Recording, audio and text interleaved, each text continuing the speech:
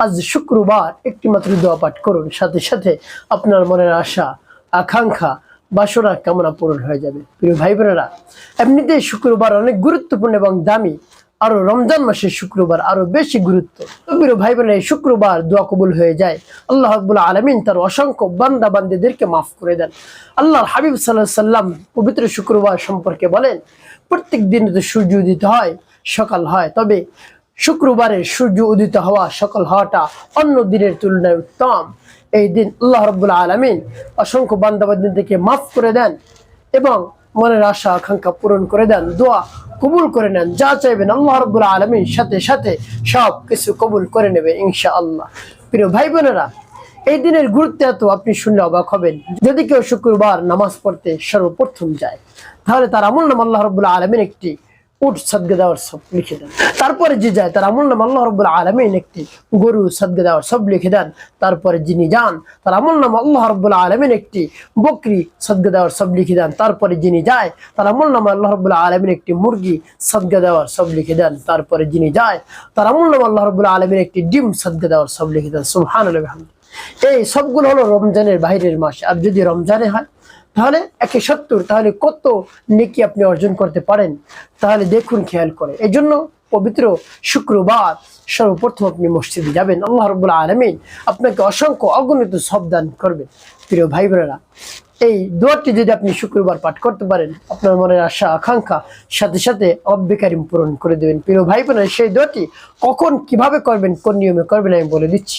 সেই দোয়াটি আপনি পাঠ করবেন আসরের নামাজের পরে। আসরের নামাজের পর থেকে মাগরিবের পূর্ব মুহূর্ত পর্যন্ত দোয়া কবুল হয়, তাই সেই সময় আপনি এই আমলটি করবেন। প্রিয় ভাই বোনেরা, আসরের নামাজ আদায় করে ওই মুসল্লায় বসে আমলটি শুরু করে দিবেন। প্রিয় ভাই বোনেরা, আমলটি কিরকম ভাবে করবেন আমি বলে দিচ্ছি। তার পূর্বে সকলের কাছে একটি অনুরোধ থাকবে, যখন ভিডিওটি দেখবেন না টেনে দেখার চেষ্টা করবেন, তাহলে আপনি সঠিক নিয়মে আমলটি করতে পারবেন। আর যদি টেনে টেনে কেটে কেটে দেখেন, তাহলে দেখা যায় অনেক জায়গায় বাদ পড়ে যাবে, আপনি সঠিক নিয়মে আমলটি করতে পারবেন না। প্রিয় ভাই বোনেরা, তো আসরের নামাজ জামাতের সাথে আদায় করে নামাজের মুসল্লায় বসে আমলটি শুরু করে দেবেন। সর্বপ্রথম কি পাঠ করবেন? আপনার জীবনের সমস্ত গুনার কথা স্মরণ করে ক্ষমা প্রার্থনা করবেন। আস্তাগফিরুল্লাহ রাব্বি মিন কুল্লি যামবি ওয়া আতুবু ইলাইহি লা হাওলা ওয়া লা কুওয়াতা ইল্লা বিল্লাহিল আলিয়্যিল আযীম। তারপরে তিনবার দুরূদ শরীফ সাল্লাল্লাহু আলাইহি ওয়াসাল্লাম সাল্লাল্লাহু আলাইহি ওয়াসাল্লাম সাল্লাল্লাহু আলাইহি ওয়াসাল্লাম। তবে যখন ইস্তিগফার এবং দুরূদ শরীফ পাঠ করা হয়ে যাবে, তারপরে সেই দোয়াটি পাঠ করবেন। সেই দোয়াটি কি আমি বলে দিচ্ছি। যখন পাঠ করবেন, এর পূর্বে আল্লাহ রাব্বুল আলামিনের কাছে বলবেন, হে আল্লাহ, আমার আমলকে এবং সময়কে কবুল করুন। যে সমস্যা সমাধানের জন্য আমি আমলটি করতেছি, সেই সমস্যা আপনি সমাধান করে দিন। এভাবে বলে তারপরে দোয়াটি পাঠ করবেন। দোয়াটি পাঠ করে পরবর্তীতে কি করবেন বলে দিচ্ছি। আগে দোয়াটি শুদ্ধ করে বলে নেই। আমার দেখার নিয়ম অনুযায়ী আপনি দোয়াটি পাঠ করুন, অবশ্যই আপনি উপকৃত হতে পারবেন। বিসমিল্লাহির রহমানির রহিম। ইয়া কাদিয়াল হাজাত, ইয়া কাদিয়াল হাজাত, ইয়া কাদিয়াল হাজাত, ইয়া কাদিয়াল হাজাত। এভাবে যখন পাঠ করে যাবে একটু ফুটবে, তারপর আপনি আবার পাঠ করবেন, ইয়া কাদিয়াল হাজাত, ইয়া কাদিয়াল হাজাত, ইয়া কাদিয়াল হাজাত, ইয়া কাদিয়াল হাজাত। পাঠ করে শেষ আবার। তারপর আপনি মনে ধরেন আবার পাঠ করবেন, ইয়া কাদিয়াল হাজাত, ইয়া কাদিয়াল হাজাত, ইয়া কাদিয়াল হাজাত, ইয়া কাদিয়াল হাজাত। পাঠ করে সবার একটু। প্রিয় ভাই বোনেরা, কতবার পাঠ করবেন এভাবে গুনে গুনে আপনি 21 বার পাঠ করবেন।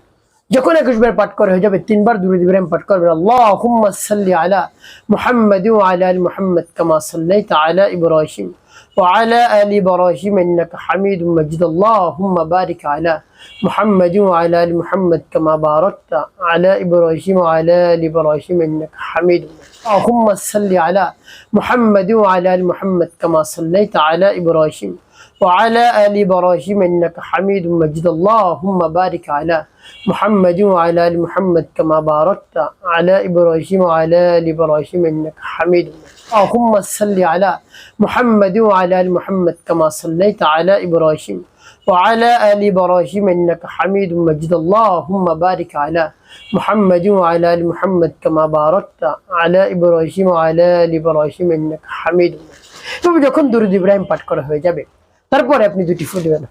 প্রিয় ভাই বোন, আপনার আমলটি করা শেষ। শুক্রবার আসরের পর যে আপনি আমলটি করতে বসেছেন, এখন এই আমলটি করে সাথে সাথে আল্লাহ রাব্বুল আলামিনের দরবার হাজত করবেন। দোয়া কবুলের সময় আল্লাহ রাব্বুল আলামিনের কাছে বলবেন, হে আল্লাহ, আমার আমলকে সময়কে কবুল করুন। আল্লাহ এই দোয়াকে কবুল করুন। এই দোয়ার উসিলায় আমার সকল ধরনের মনের আশা আকাঙ্ক্ষা বাসনা কামনা পূরণ করে দিন। আপনার যত ধরনের আশা আকাঙ্ক্ষা রয়েছে, মানে ব্যথা বেদনা রয়েছে, আল্লাহ রাব্বুল আলামিনের কাছে বলবেন।